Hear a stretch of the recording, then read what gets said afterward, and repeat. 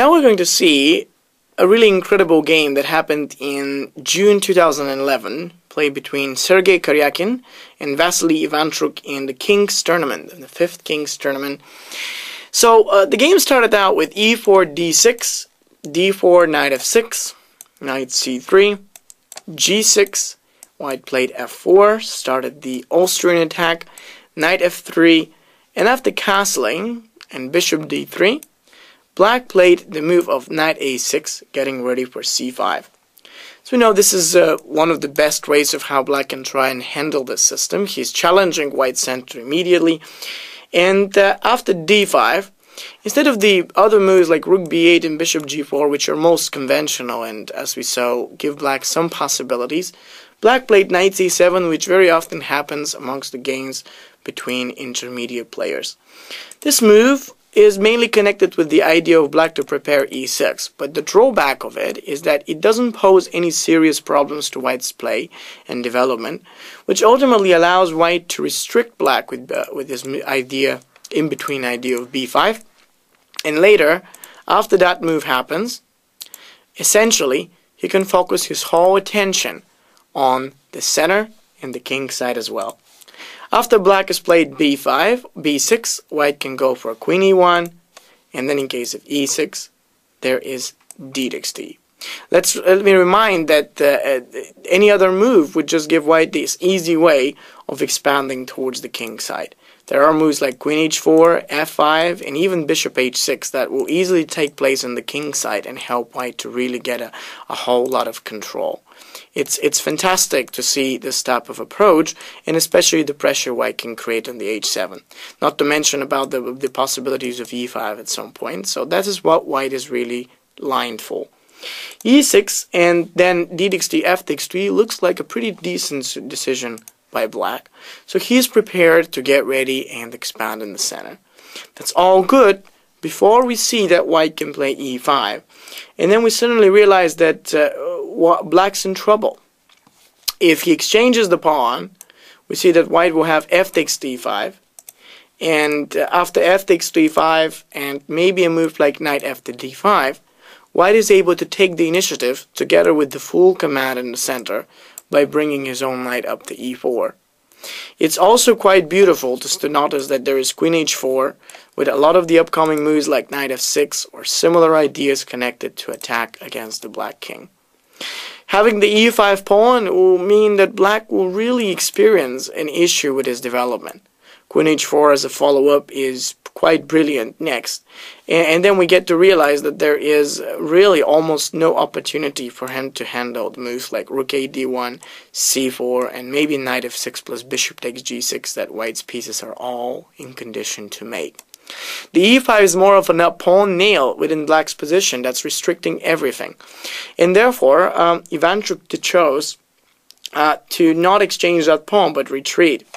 One possibility of retreating is knight h5, which he didn't like, simply because after knight h5 and f5, white is completely destroying black's whole position. The g cannot take, well, it can, but then the knight will be out of defense, as the queen can defend both the pawn and the knight, so it will be very dangerously attacked. And of course, after e takes f, which looks more logical, white's got bishop g5, queen d7, and e takes to the d6, which leads to the immediate opening of the center. And in fact, black will be left with a very few amount of pieces, very few pieces as an amount to handle the upcoming pressure and incredible threats going with every single one of the white pieces. So this is why black played after e5, knight f d5, hoping that maybe with this little bit of centralization and exchanges, he will be able to deal with white's pressure. Unfortunately, it didn't work, because white had the plan of bringing his knight to e4. Now we get to see the real value of white's pieces. Returning back to e8 wouldn't give black much hope. Knight g5 connects to moves like e takes d and knight takes h7. Which are simply terrible, as white has a huge amount of potential and pieces to attack against the black king down there. So knight 4, like knight e to g5 is really good. And then we get to understand that, when the knight really comes through the e4, black played d takes d5, and white continued with f takes d5. The control is fantastic, the support is perfect, and there are a lot of opportunities to just advance. This e5 pawn really does the whole work, and black just stands behind with no chance to do anything about it. This is usually what Austrian attack gives, especially to players who are not that careful about really seizing the opportunity and getting a quick counterplay. Now, black played bishop b7, which in my opinion was an additional mistake.